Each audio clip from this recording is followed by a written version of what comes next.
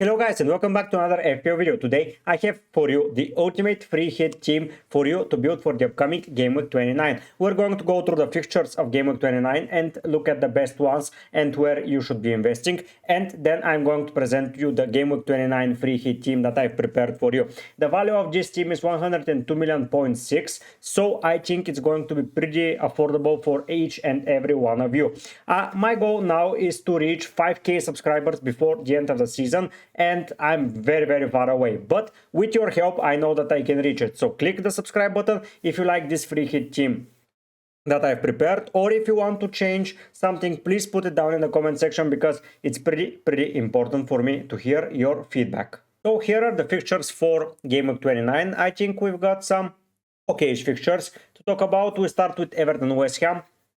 Here, I believe that it's going to be a pretty equal game. I think that both sides will be aiming for a victory. Everton are in an amazing form. West Ham have been playing all right also. So I believe that game is not going to be pretty straightforward and say West Ham are winning or Everton are winning. But I think that it's going to be a great game of football. Then we move to Ipswich versus Forest. Forest have been playing amazingly well. So I would say that they are the clear favorites here, and I believe that they're going to do well. Ipswich have been performing alrightish against Palace, against United. They have not been terrible, but I still believe Forest are winning this week. City versus Brighton. Brighton won, City lost. And here I believe that City are going to win at home, even though it's against Brighton. Brighton are going to play that open type of football, and I still believe that City will come in as victors for that game. Of course, there is a lot of time to monitor and to watch, but I still believe that City are going to be a very good side to invest into. Then we move to Southampton versus Wolves. Here I'm a little bit with a question mark. Should I go for Wolves players or not now that Kune is suspended? But still, Southampton has been the worst side in the Prem so far, and I really do believe that they are a team to target, and Wolves may take the victory here. And then we move to Bournemouth Brentford. I believe that Bournemouth is winning that game, but I think a lot of goals will be scored between both sides, and it's going to be a goal fiesta here. Then we move to Arsenal Chelsea. I don't know what it is about those London derbies, but they are always a little bit 50-50. And here, I don't know if Arsenal are keeping a clean sheet or Chelsea are scoring, so we have to make a decision. There, Fulham Spurs.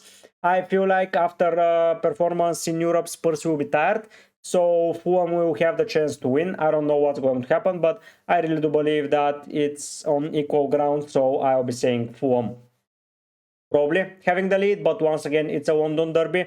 And then we move to Leicester versus Manchester United. Here I don't expect a very easy win by United, but still I believe that they're winning it, as Leicester have been awful, and yeah, I don't think they have a chance. But yeah, so now I'm going to predict a draw: Forest, City, Wolves, Bournemouth, a draw, Fulham, United for the next fixture run. So let's see how it's going to play. But now let's go and see how my team is looking. So starting in goal for the first time this season, Matt Sales makes appearing in my team. Ipswich away, he has been amazing against Manchester City, and now I think he will be amazing against Ipswich. 5 million. Have in mind that I have not activated my free hit, but this would be the team that I would go for if I activate it. So Sales in goal, Ipswich away. I don't think you have to deliberate it too much. I think he has been probably the best keeper so far this season. If I have to pick an award, it's for him, because no one expected what is coming from Forest side, and Sales has been an important part of this, because honestly, if I was predicting he was going to be benched with the 2.10 centimeters meters high keeper Miguel that they brought in, I was like, okay, Sales is gone and I'm not considering him. But what a performance. I think that he has solidified his place in that team, and with the victory over City, I think they're well into the top 4 right now, and this would mean a lot for them, because yeah, it's been a great team to look at. On the bench is Ariola, 4.2 playing keeper. Everton away, it's not an easy fixture, but I think that this might be a good pair to get, even on a wild card, because if West Ham have a double up in 33, if Nottingham Forest has double up in 33 also, I think that this could be an amazing pair to have, as they have been keeping well into the clean sheets, and Sales has a pretty good fixture run. So yeah, even without a free hit on, I would be looking at Matt Sales. Honestly, amazing guy, and yeah, I don't think it's worth investing someone else. Onana has been mentioned several times. I've seen people going for the likes of, no, it has been all Matt Sales, and yeah, I think if you're on a free hit, Sales should be your keeper. Going into defense, already I discussed Gabriel versus Chelsea, and in particular Arsenal versus Chelsea. I think the game can go in two ways. Either Arsenal lock it up, or Chelsea just score some wonder goals and continue forwards. There you say, Captain Obvious, congratulations. You said it's going to be one they keep a clean sheet, two they do not, but I think most of you will know what I mean. With this lockup, I think that Gabriel is going to be vital for that defense. He has been stepping up so far this season in so many occasions. So I think that he will be even better of an asset. Even if they concede a goal, he can be seen as a set piece threat. So as such, I think that it's just obvious for me that Gabriel should be in the team. 6.3, it's pretty affordable. Next to him is Gvardiol, and I know that City just lost to Forest, but I think that they had slight control over the game. And I think that at Etihad they will be even better. Gvardiol for me is one of the best defenders in the league, and he can score in every game. And even without them keeping a clean sheet, he can get some returns for you. I know that this is a long stretch, and this might be somehow like a risky move seen, but yeah, another home fixture, and it's for City. I think that you cannot avoid him on a free hit. You'll be able to afford everyone you want. The final player here is Ait Nouri. This was a position where I was deliberating, should I double up on Forest defense. As you see, I have Nick Williams in my team on my bench, so it's completely relevant to say, okay, Ait Nouri is playing with Wolves. Wolves have not been great, but Southampton have been worse. And I see people just targeting Southampton until the end of the year, and it will be completely reserved. Ait Nouri, 4.7. It's a cheap left wing back option. To be fair, Nick Williams is a cheap left back option. Also, the Wall is a cheap option that both teams play Southampton, Leicester, and Ipswich. The setting is always away, but yeah, if you want a little bit of diversification, I would go with Ait Nouri.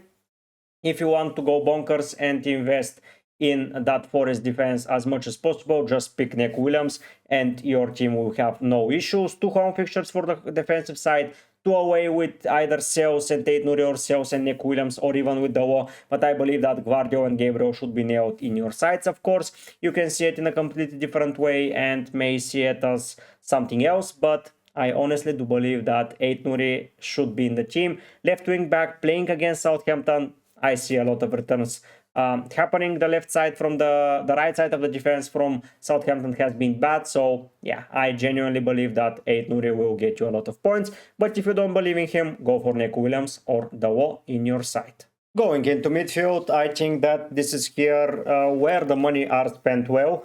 And I've got it, I think, all covered. Starting with Bruno Fernandes against Leicester, penalty taker, and I think that this game will solidify at United staying in the Prem. I know that this says like a lot of shenanigans from people as a United fans that United are not in the relegation battle, blah blah blah, but they're really close to it. And one victory against Leicester, I think it's all trash talk complete. I know that it will be a fixture after a European fixture against Real Sociedad, and it's not going to be easy, but I believe that Bruno will lead them through the line. I think that he is an amazing player and his capabilities are way above the relegation battle. So with penalties, whatever position he wants to play or the coach wants him to play, I think that Bruno is scoring. Moving up next to Palmer, I see a lot of people hating on Palmer, but I still do believe that compared to Son, I like him more. There is an option to go with Foden.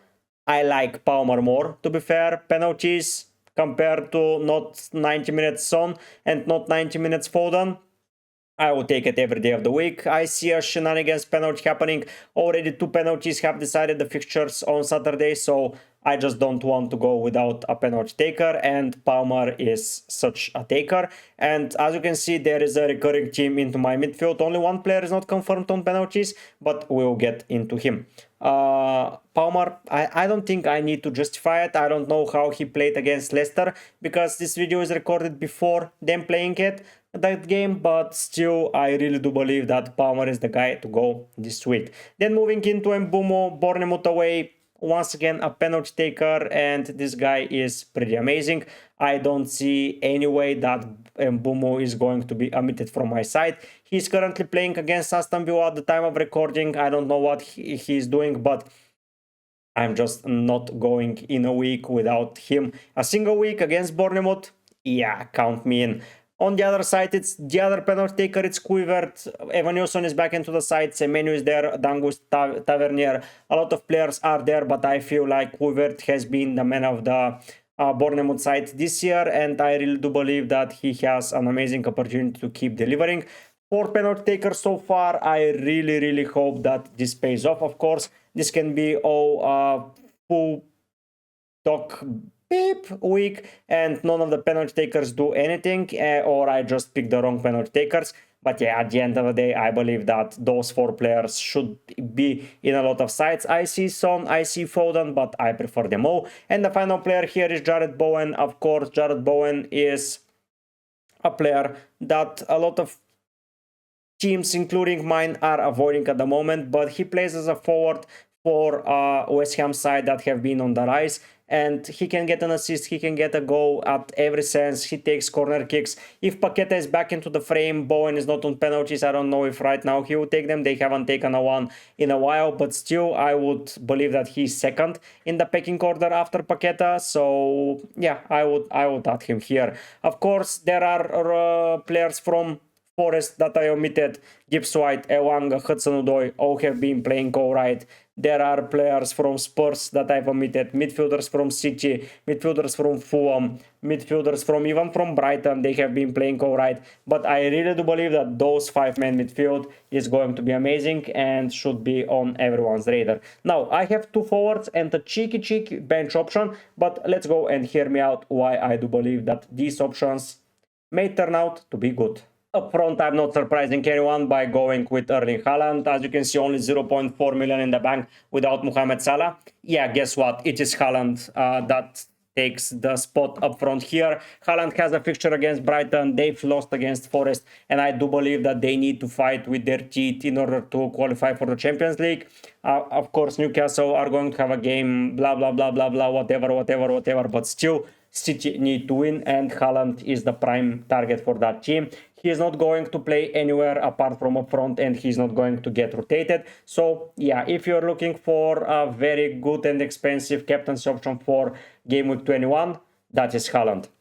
Next to him is Chris Wood. He has blanked against City, but now the tough fixture run is done for him, and I believe that he will get back up to speed and he can score some goals. 7.2. It's a hefty price you're paying, but I think that the money is enough for everyone here. Now, the third option for my team is Obi from Manchester United. He has been playing well, he has been getting some minutes, and he can be seen as a very good option from the bench from Manchester United. There isn't a budget to go expensive in the third option, so I would have to go with a 4.5 player, but either way, I still believe that Haaland and Wood will get you over the line. I don't think there is anything much else to add there apart from they're great, they're amazing, and they're on penalties. I have 6 nailed penalty takers and 1 that is in the second pecking order. I have Gabriel, that is a set piece machine. I have Gvardiol and Tate Nouri scoring from left back position. So I have a lot of goals in that free hit team, but I have a lot of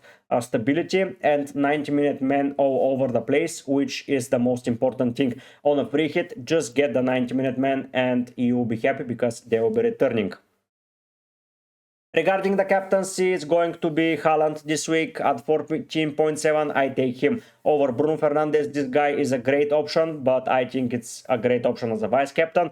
Chris Wood is an option here, and Mbumo is an option, Bowen is an option, but I still believe that Haaland is the best one. I want to hear what's your opinion about my free hit team. Am I over-exaggerating it? Am I just avoiding someone like Foden is missing, which may be a big target that I miss? No Spurs players. But everything else, I think I've got it covered. Please put down in the comment section what do you think about it, because it's very, very important for me to receive some feedback.